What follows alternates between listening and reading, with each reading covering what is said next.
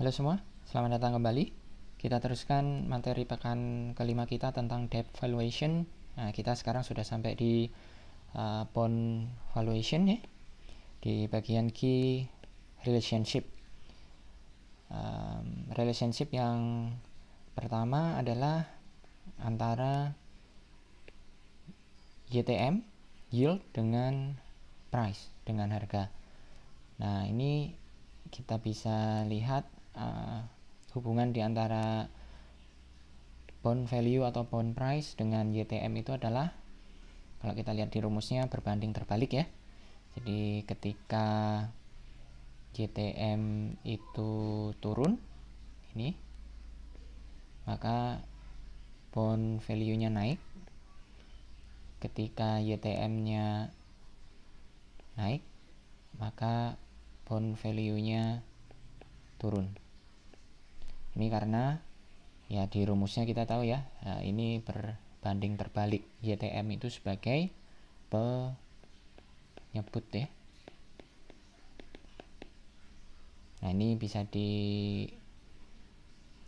digambarkan dalam grafik ini. Jadi ketika ini YTM, rates of return required, naik 6%, 8%, 10%. Nah, ini kan naik ya. Maka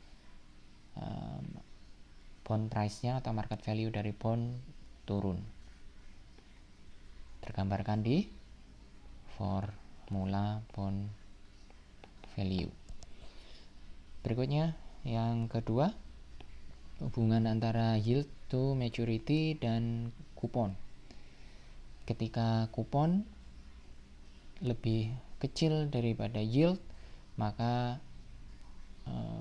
obligasi harus dijual dengan diskon. Ketika kupon lebih besar daripada yield, maka bond dijual secara premium. Ini sebenarnya penjelasannya bisa disederhanakan dengan ketika misalnya diberikan informasi kupon 12% gitu ya. Tapi kemudian setelah di benchmark dengan yield yang dimaui investor gitu ya, tingkat pengembalian yang diinginkan oleh investor, misalnya mereka minta 15%. Nah, kalau situasinya begini ya, obligasi hanya menawarkan imbal hasil 12%. Investor ingin 15%. Ini kan nggak laku, karena ya nggak memenuhi ekspektasi investor begitu. Nah, bagaimana supaya ini obligasi ini bisa dibeli oleh investor? Maka logika dasarnya kemudian seperti kita menjual barang ya, biar laku, karena ternyata ekspektasi dari pembeli itu tinggi, ya kita diskon harganya gitu. Jadi disebut dengan diskon bond gitu ya. Diskon bond itu apa artinya? Diskon bond itu market value itu kurang dari atau lebih rendah dari par value. Sebaliknya, ketika misalnya kupon itu diberikan 12%, tapi kemudian tingkat imbal hasil yang diminta oleh investor itu cuma 9%. Nah, situasi begini, ini kita bisa lihat bagaimana nih. Ada obligasi mau memberikan kupon imbal hasil gitu ya, 12%.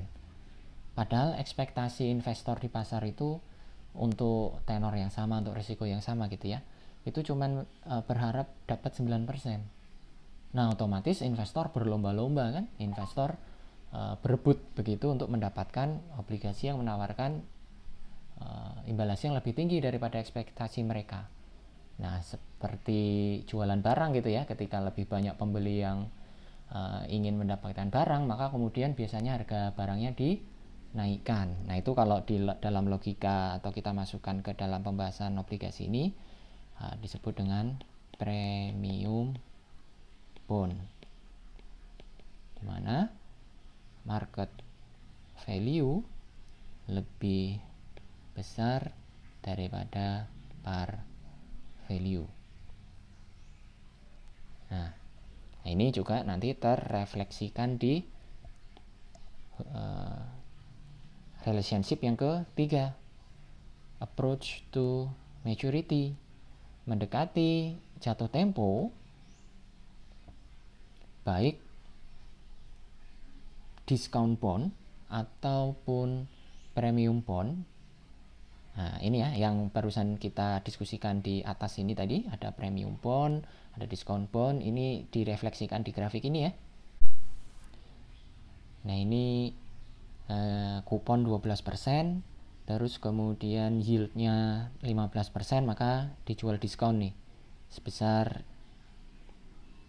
899,44 ini. Ini parnya 1000 ya. Sedangkan situasi yang premium bond ketika kupon 12%, yield di pasar itu cuman 9%, maka bond dijual premium. Premiumnya seberapa? Ya ini yang orange ini. Dijual premium sebesar 1116. Ini dengan par value 1000.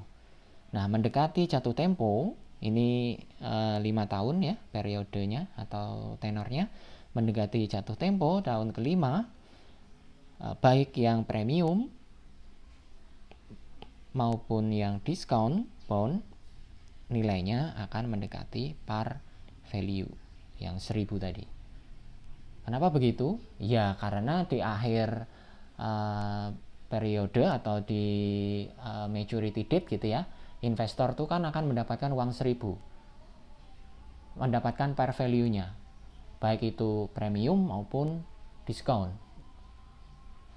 Maka kemudian harga market value-nya juga akan mengikuti itu gitu. Sesederhana itu. Nah, relationship berikutnya adalah kaitannya dengan yang keempat nih. Ini agak panjang nih bahasanya, tentang risiko. Jadi risiko ketika berinvestasi di obligasi. Nah, kita kembali sebentar ke formula. Sebenarnya ketika kita berinvestasi di obligasi, yang paling ditakutkan gitu ya, yang paling dihindari oleh investor obligasi itu adalah penurunan dari bond value gitu ya. Jadi harganya turun, baik itu premium bond maupun diskon bond. Nah, kalau kita lihat di formula, yang bisa menurunkan bond value gitu ya, yang bisa menurunkan bond value satu-satunya adalah, kalau kita lihat di sini, betul, yaitu yield to maturity. Kenapa begitu? Karena kalau kupon kan tetap, sudah ditetapkan dari awal. Prinsipal juga sudah ditetapkan dari awal. Nah, yang berubah itu adalah YTM. Ketika YTM ini naik, gitu ya, ini yang ditakutkan, kemudian menjadikan bond price atau bond value ini turun. Nah, kita kembali lagi ke konteks relationship yang keempat. Jadi kita tahu ya bahwa yang menyebabkan atau ditakutkan atau dihindari oleh bondholder itu adalah bond value turun. Bond value turun kalau YTM naik, baik premium bond maupun discount bond. Nah, kita kembali sebentar ke sini. Ketika premium bond ini kan sebenarnya memang harganya akan terus turun gitu ya. Tetapi yang ditakutkan itu adalah ketika yield naik lebih tinggi. Ini yield tuh naik lebih tinggi daripada yang seharusnya gitu, daripada normalnya, sehingga menyebabkan harga ini lebih turun atau lebih rendah dari yang seharusnya. Nah, itu yang dihindari. Apalagi yang discount bond yang bawah. Ini kan untuk mendekati par value, ini kan